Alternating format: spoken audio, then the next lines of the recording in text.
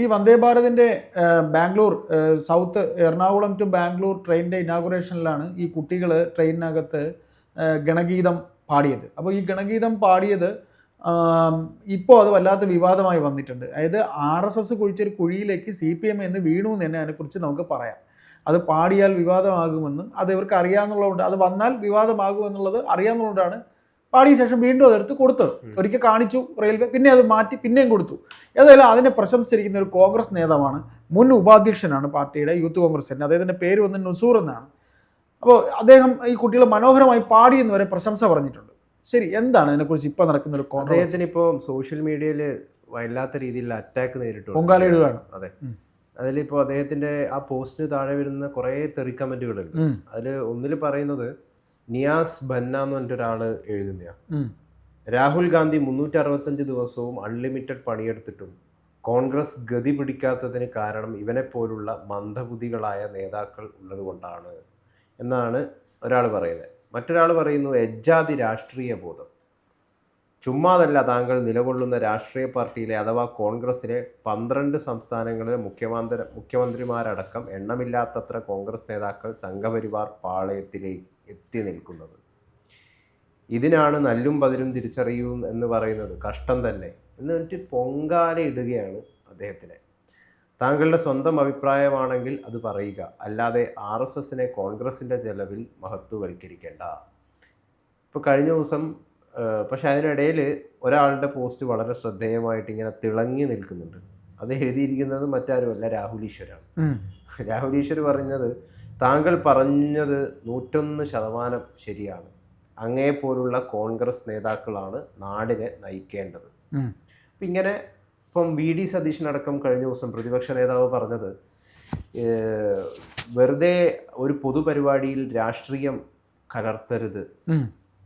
അതായത് ഒരു റെയിൽവേ എന്ന് പറയുന്നത് എല്ലാവരുടെയുമാണ്. അപ്പോൾ അങ്ങനത്തെ ഒരു സംവിധാനത്തിൽ എന്തിനാണ് അനാവശ്യമായിട്ട് ഇത്തരത്തിൽ രാഷ്ട്രീയം കലർത്തുന്നതെന്നാണ് എല്ലാവരും ചോദിച്ചിരിക്കുന്നത്. മുഖ്യമന്ത്രി പിണറായി വിജയൻ രംഗത്തെത്തി, വിഭജന രാഷ്ട്രീയം മുമ്പോട്ട് വെക്കുന്ന RSSന്റെ ഗണഗീതം എന്തിന് പാടിച്ചു, അത് ഭയങ്കര തെറ്റാണ്, വലിയ അന്വേഷണത്തിന് വിദ്യാഭ്യാസ വകുപ്പ് അന്വേഷണത്തിന് ഉത്തരവിട്ടിട്ടുണ്ട്. ശരിക്കും പറഞ്ഞു കഴിഞ്ഞാൽ ആ പാട്ട് നമ്മൾ കേട്ട് കഴിയുമ്പോൾ ഈ NS നുസൂറിന്റെ അതേ ചിന്ത, അതേ ഫീലിംഗ് ആണ് എനിക്കും ഉള്ളത്. എന്ത് മനോഹരമായിട്ടുള്ള പാട്ടാണ് അദ്ദേഹം എഴുതിയിരിക്കുന്നത്. എന്ത് മനോഹരമായാണ് കുട്ടികൾ ഈ ഗാനം പാടിയത്. അതൊരിക്കലും ഒരു വിവാദ ഗാനമല്ല. വർഷങ്ങൾക്ക് മുമ്പ് ഞാനും ഭാരത് സ്കൗട്ട്സ് ആൻഡ് ഗൈഡ് ക്യാമ്പുകളിൽ ഈ ഗാനം പാടിയിരുന്നു. ഇന്നും അത് തുടർന്നു വരുന്നുമുണ്ട്. പിന്നെ എന്തിനാണ് ഈ ഗാനം RSSന് തീരെഴുതുന്നത്? അവർ പാടുന്ന ഗാനങ്ങളെല്ലാം അവരുടേതാണെന്ന ചിന്താഗതി എല്ലാവരും മാറ്റിയേ തീരൂ. ഗാനം ആലപിച്ച കുട്ടികൾക്ക് ആശംസകൾ നേരുന്നു എന്നാണ് NS നുസൂർ പറഞ്ഞിരിക്കുന്നത്. ശരിക്കും പറഞ്ഞു കഴിഞ്ഞാൽ അത് തന്നെയാണ് സത്യം.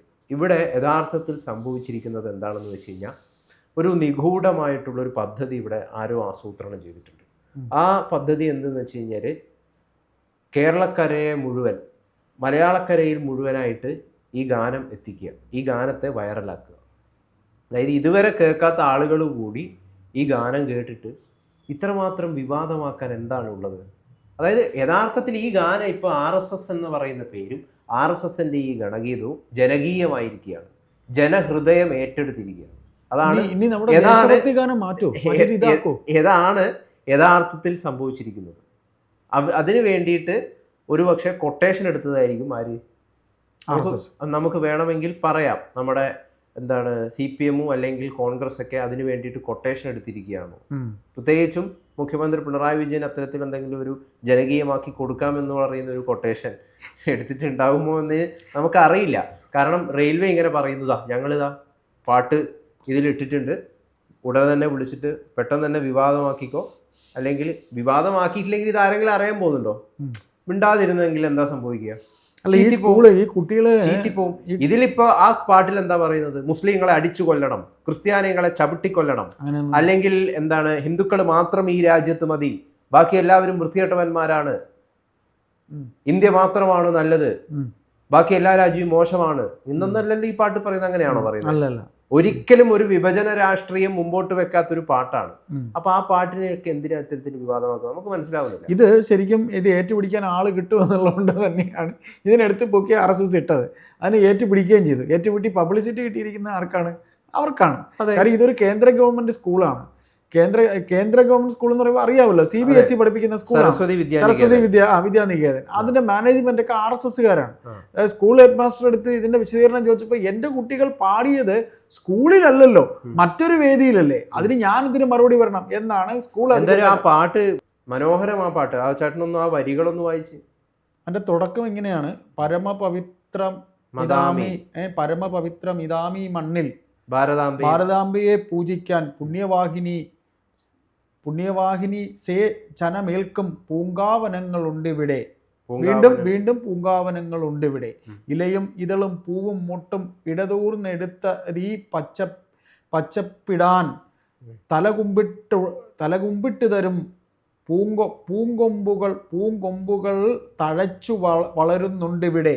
അടിമുടി സേവന വാസന വിതറി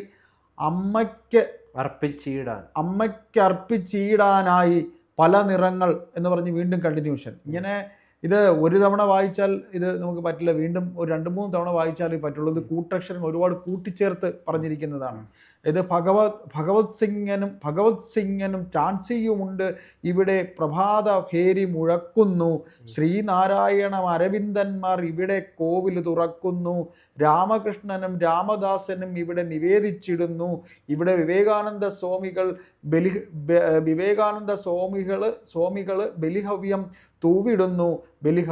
തൂവിടുന്നു എന്ന് പറഞ്ഞിട്ട് പിന്നെയും പരമപവിത്രം എന്ന് പറഞ്ഞിട്ട് ആ വാക്ക് പിന്നെയും വരുന്നുണ്ട്. അവരുടെ ശ്രീപീഠത്തിൽ നിത്യം നിർമാല്യം തൊഴുത് ഉണരാനായി ഇവിടെ തളിരിടും ഒരൊറ്റ മുട്ടും വാടിക്കൊഴിഞ്ഞു വീഴില്ല. അവരുടെ ധന്യാത്മാവിന് അവിരാമം തഴുകി ഇടുന്ന ഈ ആരാമം ഇവിടെ അവര് ഈ കാറ്റൊന്നേൽക്കൂ. ഇവിടെ ഭാരതമുണരുന്നു. ഇത് നിറയെ കൂട്ടക്ഷരമായിട്ട് ഇങ്ങനെ, കൂട്ടക്ഷരത്തിന്റെ അല്ല, ആ വരികൾ ഇങ്ങനെ ചേർത്ത് അവരുടെ. താങ്കൾക്ക് എന്ത് തോന്നി? അതിൽ വർഗീയത തോന്നിയോ? ഇതിൽ അവര് ഇപ്പൊ ശ്രീനാരായണനെ പറയുന്നുണ്ട്, ശ്രീരാമകൃഷ്ണനെ പറയുന്നുണ്ട്, ഭഗത് സിംഗിനെ പറയുന്നുണ്ട്, ഝാൻസി റാണി പറയുന്നുണ്ട്. ഇത് ദേശത്തെ ഭക്തി ഉള്ളൊരു ഗാനം തന്നെയാണ്. പക്ഷെ ഇത് അവരുടെ RSSന്റെ ശക്തി, അവരുടെ ക്യാമ്പുകളിലൊക്കെ പാടിയ പാട്ടാണ് എന്നുള്ളത് കൊണ്ടാണ് ഇത് ഇങ്ങനൊരു വ്യാഖ്യാനം ഉണ്ടായിരിക്കുന്നത്. ഏതായാലും എന്തെങ്കിലും ഉണ്ടായി. പണ്ട് ശ്രീനാരായണ ഗുരു പറഞ്ഞ പോലെ ഇങ്ങനെ അദ്ദേഹം നടന്നു പോകുമ്പോൾ ഇവിടുത്തെ ജാതി കോമരങ്ങൾ അങ്ങോട്ടും ഇങ്ങോട്ടും അടിക്കുമ്പോൾ ഇവനൊക്കെ ആരുടെ പ്രാന്തന്മാര് ഈ കിടന്ന് അടിക്കുന്നതെന്ന് പണ്ട് അദ്ദേഹം പറഞ്ഞിട്ടുണ്ട്. അദ്ദേഹം പറഞ്ഞത് തന്നെയാണ് ഇവിടെ ഇപ്പം നടന്നുകൊണ്ടിരിക്കുന്നത്. ഇവിടെ എനിക്ക് മനസ്സിലാക്കുള്ളത്, ഇനി ഞാൻ ഈ പറയുന്നത്, അതായത് അടിസ്ഥാനപരമായിട്ട് എന്താന്ന് പറയുന്നത് വെച്ച് കഴിഞ്ഞാല് ശ്രീനാരായണ ഗുരു എല്ലാവരെയും ഒന്നിപ്പിച്ച ഒരു മഹാഗുരുദേവനാണ്.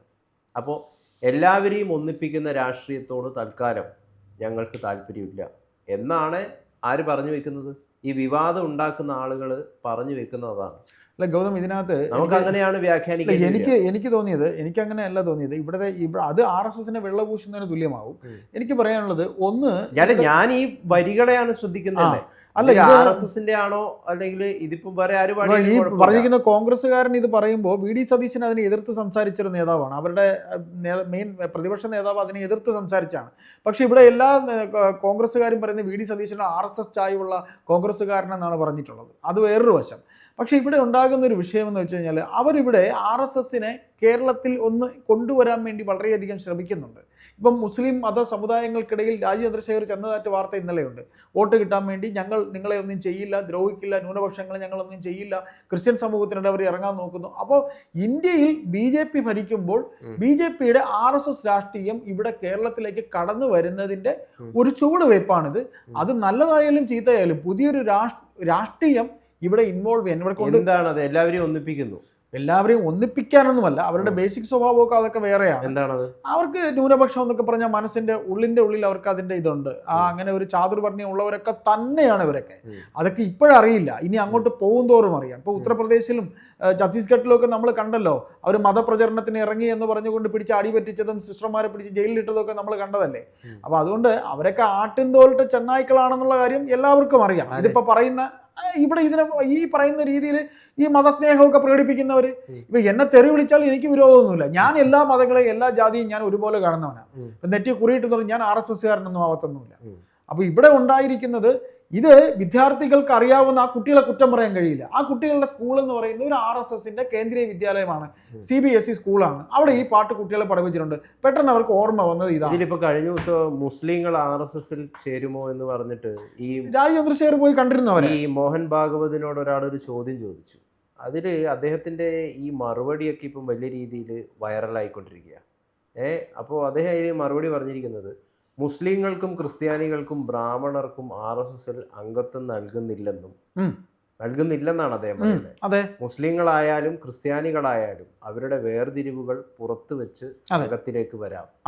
മുസ്ലിങ്ങളും ക്രിസ്ത്യാനികളും ശാഖയിൽ വരുന്നുണ്ട്, എന്നാൽ അവരെ കണക്കെടുക്കുകയോ ആരാണെന്ന് ചോദിക്കുകയോ ചെയ്യാറില്ല.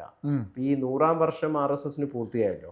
അപ്പൊ അതിന്റെ വേളയിൽ പലതരത്തിലുള്ള ആഘോഷങ്ങൾ രാജ്യത്തിന്റെ വിവിധ ഇടങ്ങളിൽ നടക്കുന്നുണ്ട്. അപ്പൊ അത്തരത്തില് ആണ് ഇപ്പൊ ഇങ്ങനെ ഒരു ഈ ചോദ്യം വന്ന സ്ഥിതിക്ക് ഈ മോഹൻ ഭാഗവത് ഇത്തരത്തിൽ പറയുന്നുണ്ട്. അതുമാത്രമല്ല ഇദ്ദേഹം പറയുന്നത്, ഇതുമായിട്ട് ചേർത്ത് വെച്ച് പറയേണ്ടതായതുകൊണ്ടാണ് ഞാൻ ഈ കാര്യം പറയുന്നത്. RSSന് പ്രത്യേക രാഷ്ട്രീയമില്ല, വേണമെങ്കിൽ നമ്മൾ കോൺഗ്രസിനെ പോലും പിന്തുണയ്ക്കും. തീർച്ചയായിട്ടും പിന്തുണച്ചിട്ടുണ്ട് എന്നും ഇദ്ദേഹം പറയുന്നത്. അതായത് ഇദ്ദേഹം പറയുന്നത് രാമക്ഷേത്രം എന്ന് പറയുന്നത് ഞങ്ങളുടെ താല്പര്യമായിരുന്നു. ആ താല്പര്യം പൂർത്തിയാക്കാൻ വേണ്ടിയിട്ട് നമ്മളെ കൂടെ നിന്നത് BJP ആണ്. അപ്പം BJPയുടെ കൂടെ നിൽക്കുന്നു. അത് കോൺഗ്രസ് ആണ് നിൽക്കുന്നതെങ്കിൽ കോൺഗ്രസിന്റെ കൂടെ നിൽക്കും. നയമാണ് പ്രശ്നം എന്നാണ് അദ്ദേഹം പറയുന്നത്. ഏതായാലും നമുക്ക് കാത്തിരിക്കാം.